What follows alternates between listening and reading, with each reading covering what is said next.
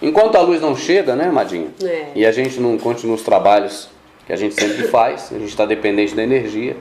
Já vamos aí para umas 13 horas mais ou menos, ou 14 horas sem energia aqui no bairro. A gente vai papeando aqui. Então, amado, eu falava o seguinte, vamos lá.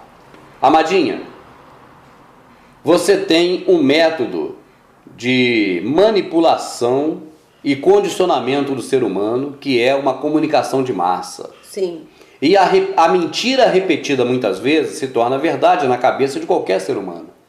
Então, quando você vê um fato que supostamente tenha ocorrido através de uma dramaturgia cinematográfica, um filme, uma novela, um desenho animado, ou uma música, aquilo repetido na sua cabeça muitas vezes, em face de algo que é verdadeiro, o verdadeiro se torna uma sombra.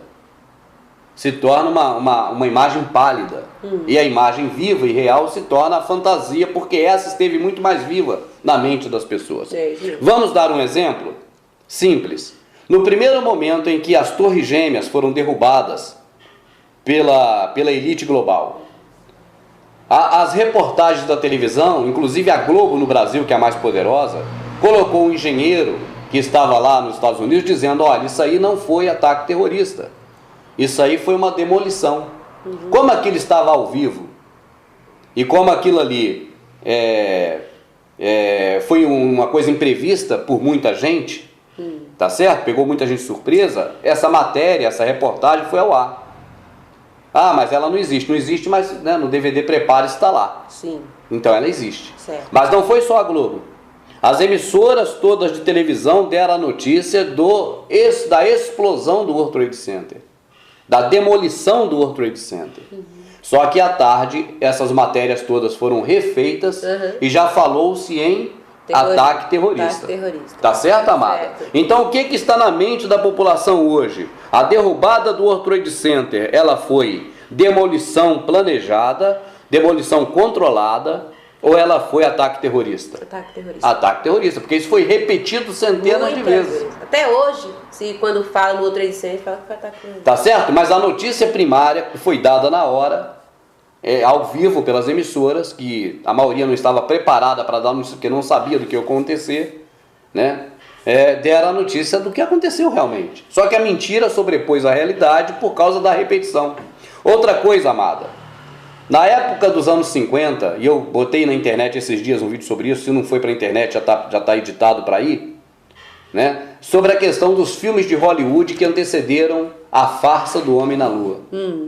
Poxa, cara, era filmes e mais filmes no cinema. Tudo sobre conquista de Marte, conquista de Vênus, conquista de Saturno, conquista da Lua. Tudo homem indo para o espaço, tudo americano. Sim. Você não tinha um filme desse que dizia que os chineses foram à Lua.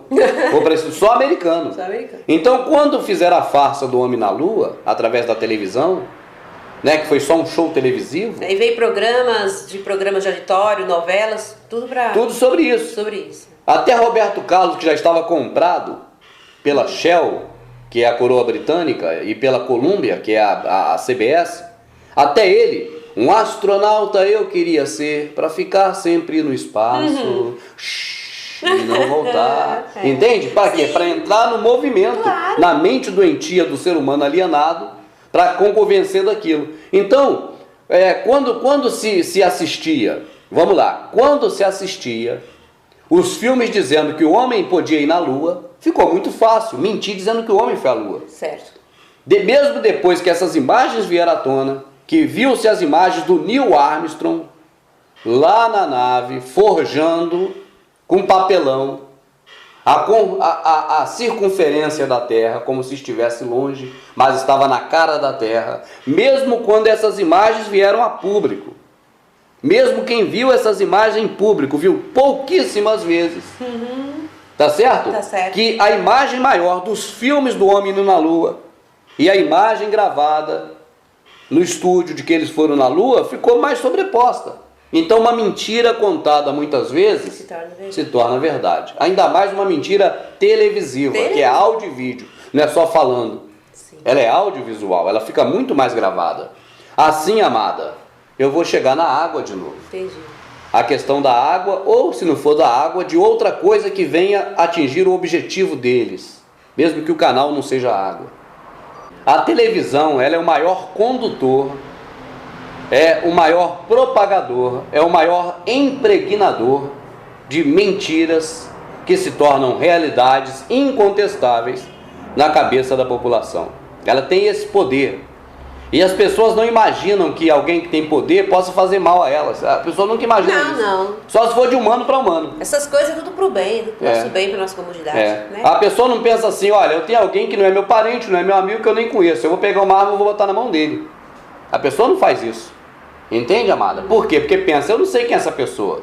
Sim. Essa pessoa, ela pode usar essa arma e me dar um tiro. Então eu não vou colocar uma arma carregada na mão de uma pessoa que eu não conheço na minha frente, na frente da minha família e dos meus filhos. Não. Mas isso diz respeito a um condicionamento, e que também eu acho e penso que não deve fazer, claro, mas somente de humano para humano. Porque se for do sistema em relação ao humano, aí vou dizer na linguagem do alienado, se for, por exemplo, entre o sistema do poder público para com o humano, pode. Eles podem dar qualquer poder, porque eles jamais imaginam supor, acreditar, que qualquer tipo de poder manipulado pelo sistema ou controlado pelo sistema pode ser usado contra ele. Mas a televisão é um dos piores, um dos mais terríveis poderes que são usados contra a gente. Sim. Não atende aos interesses da sociedade, nem da família, nem do cidadão, mas atende aos interesses das corporações internacionais que mandam nos países e que são controladas pelas famílias mais ricas do planeta. Então, atendem os interesses das famílias mais ricas do planeta, da elite global. Aí, amada, a televisão, com todo este poder, e as pessoas acreditam que ela está do lado dele, o cidadão comum da sociedade crê que a televisão trabalha para ele, em função dele, por ele, e isso é difícil mudar, né? Talvez seja impossível, permite se engravidar pelos bebês malditos da televisão na cabeça deles. Tudo que a televisão fala é a verdade, mesmo que conheça e tenha visto a realidade. Exato. Mas não tem tanto valor diante do que foi mostrado pela TV. A TV tem esse poder. Então nós estamos falando isso para chegar naquela questão, que é terrível. A televisão nos acostuma com tudo. Para quando você ver uma realidade, esta realidade está ofuscada diante da falsidade televisiva já apresentada, impregnada, enfiada na cabeça do gado. Vamos falar então, amada, de mais um exemplo, talvez dois, só para poder deixar bem a coisa bem formatada. Você vê, por exemplo, quando os Estados Unidos estavam naquela coisa de mostrar poder bélico. Então criaram um filme Guerra nas Estrelas, Jornada nas Estrelas, né? Esse espaço foi anterior, foi na época da Ida Lua. Mas na década de 70 trouxeram Jornada nas Estrelas da TV para o cinema. Certo. Tá certo? Juntamente com Guerra nas Estrelas. E aí as músicas, você tinha Didi Jackson, Meteor, Meteor, Meteor Man. Entendeu? Meteor Man. Só coisa espacial. Certo. Pra quê? Para dar respaldo a projeto Guerra nas Estrelas do presidente cineasta, que aquele é um ator e canastra, nunca foi um grande ator, aquele Ronald Reagan. Ah, tá. Então tudo isso era para poder deixar na mente das pessoas, engravidar o povo de que os Estados Unidos tinha um projeto chamado Guerra nas Estrelas, que basicamente eram mísseis que não estavam na Terra. Estava no lugar dos satélites. Imagina, mano, tem um monte de míssil lá em cima. Lá no lugar de ter satélite tem míssil. Só que míssil é chumbo, é pesado, não cabe. Sim. Não tem como subir com aquilo. Mas o povo se engravidou e acreditou nisso. Então era um terror psicológico que eles estavam armando e usaram o cinema para isso. Você está entendendo? Logo depois disso, amada, veio a fase em que esse mesmo processo maligno do planeta, que tem a sua base nos Estados Unidos hoje, né, não só lá, mas lá também, lá em Colômbia, Distrito de Colômbia, onde fica em Washington, mas eles se utilizaram a questão, por exemplo, da violência. Eles queriam apresentar muitas leis repreensivas que o povo não aceitaria, então promover a regra de 3, ação, reação, solução. Ação, olha, Arnold Schwarzenegger, olha, Braddock, que era aquele cara que antes era luta, não era tiro ele. É verdade. Aproveitaram o cara que era o cara da luta, o Chuck Norris, para poder agora dar tiro nos outros no Vietnã.